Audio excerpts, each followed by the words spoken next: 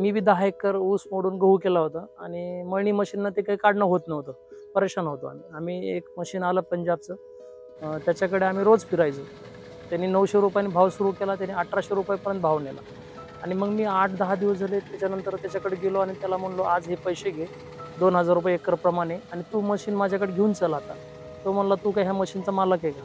मग तेवढा एक शब्द मला खटकला आणि मी ते पैसे उचलले आणि माझ्या खिशात ठेवले.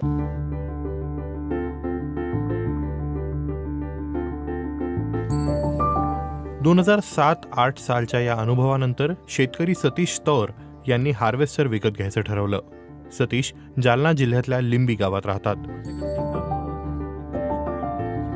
मी माझी एक जिद्द ठेवली की आपल्याला काही झालं तर मशीन घ्यायचं.